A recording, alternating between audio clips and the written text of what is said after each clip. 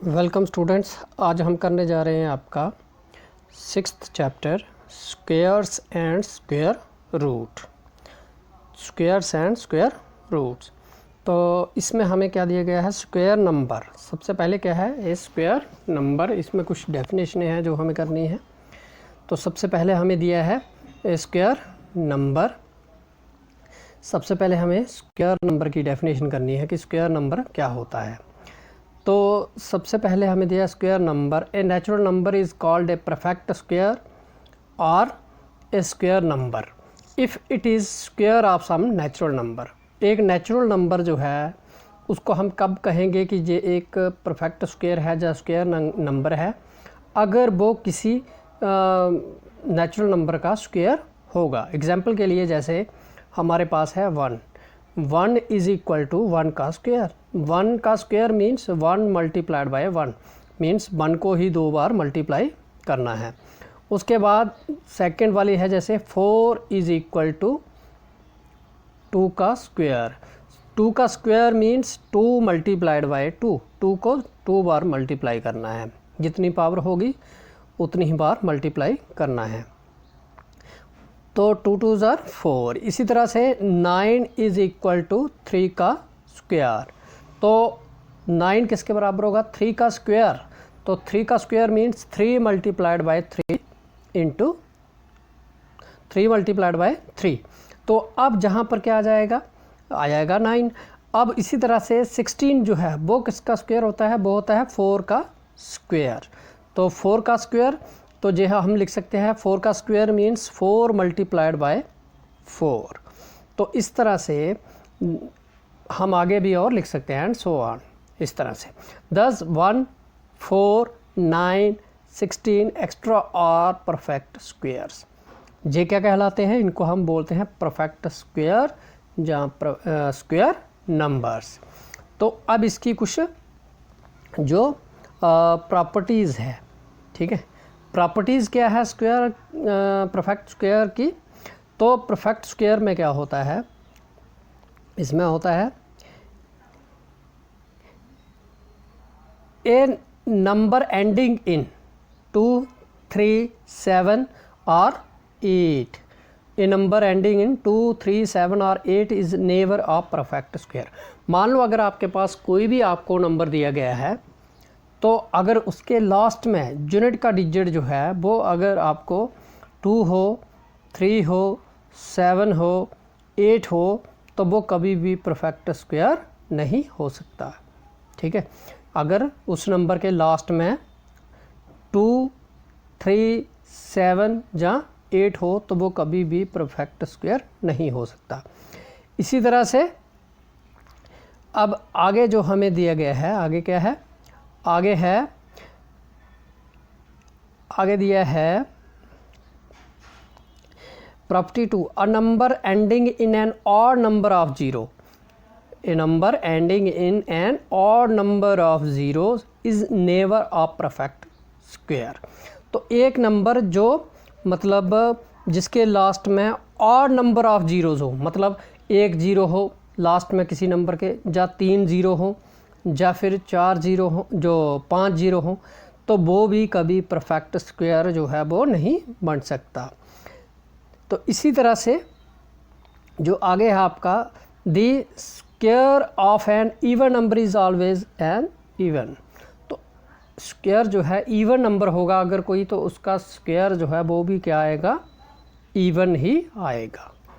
Even हो गए जैसे 2 है 4 है 6 है 8 है, जो आगे ना इवन। तो इवन का जब भी आप स्क्वायर निकालोगे तो वो इवन नंबर ही आएगा। तो उसके बाद है आपका नेक्स्ट आपको दिया गया है the square of an odd number is always odd.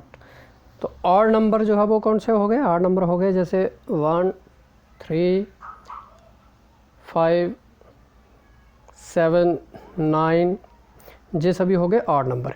अगर आपको कोई ऑड नंबर दिया गया है तो उसका अगर आप स्क्वायर निकालोगे तो वो भी क्या आएगा? ऑड आएगा। जैसे 3 का स्क्वायर निकालेंगे तो क्या आ जाएगा? 3 मल्टीप्लाइड बाय 3 आ गया 9, 3 3 आर 9, ये आ गया ऑड नंबर। इसी तरह से नेक्स्ट है the square of A proper fraction is smaller than the fraction. तो अगर कोई प्रॉपर फ्रैक्शन है तो उसका जो स्क्वायर निकालेंगे हम, वो किसके बराबर होगा? वो जो square of A proper fraction is smaller than the fraction, वो फ्रैक्शन से क्या होगा? कम होगा। जो भी फ्रैक्शन है उससे कम होगा उसका स्क्वायर। उसके बाद है property 6, for every natural number n we have. अगर हमारे पास एक नेचुरल नंबर है n, तो उसके लिए हमारे पास क्या होगा? हमेशा से n+1 का स्क्वायर, n+1 का स्क्वायर माइनस n का स्क्वायर, ये किसके बराबर होगा?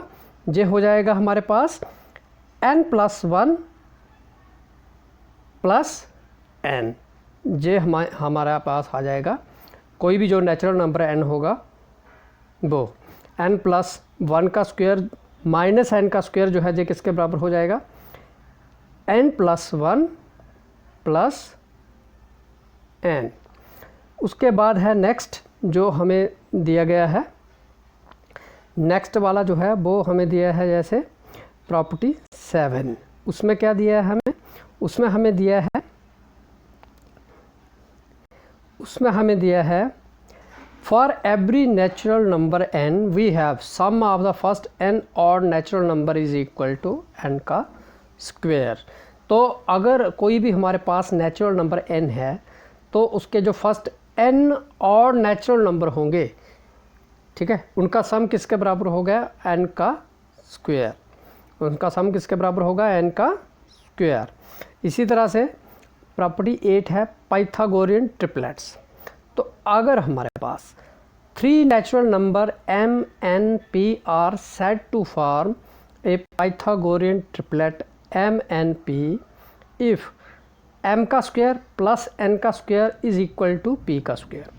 अगर कोई 3 हमारे पास नेचुरल नंबर हैं m n p, वो हम कब कहेंगे कि ये एक पाइथागोरियन ट्रिपलेट है? अगर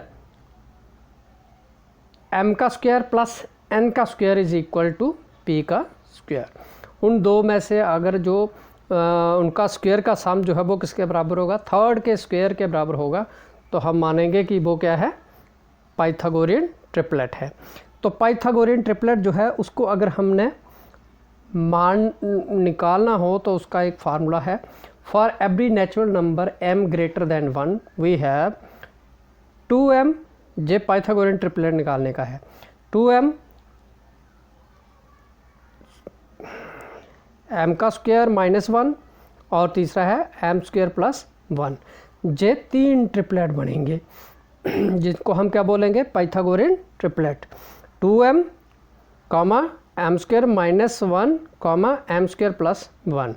अब जहाँ पर m की वैल्यू पुट करते जाएंगे, जैसे 2 पुट की, 5 पुट की, 3 पुट की, तो इस तरह से फिर ये आगे ट्रिपलेट जो है वो बनते जाएंगे। आगे नेक्स्ट है आपका स्क्वायर रूट। ठीक है, आपको जैसे पता है द इन्वर्स या opposite operation of addition is subtraction. तो एडिशन का जो अपोजिट है वो क्या है? सब्ट्रैक्शन है। And the inverse operation of multiplication is division. तो जो मल्टीप्लिकेशन है उसका अपोजिट क्या है? डिवीज़न है। तो इस तरह से squaring has an inverse operation known as square root. तो स्क्वायर रूट जो है वो क्या है? एक वो स्क्वेयरिंग जो है, स्क्वायर रूट जो है वो स्क्वायर का एक अपोजिट इन्वर्स ऑपरेशन है। ठीक है, उसका अपोजिट है। तो जैसे 1 का स्क्वायर इज़ इक्वल टू 1, 1 का स्क्वायर 1 आ जाएगा, देयरफॉर स्क्वायर रूट ऑफ 1 का जब स्क्वायर रूट निकालेंगे तो वो क्या आ जाएगा? 1 आ जाएगा।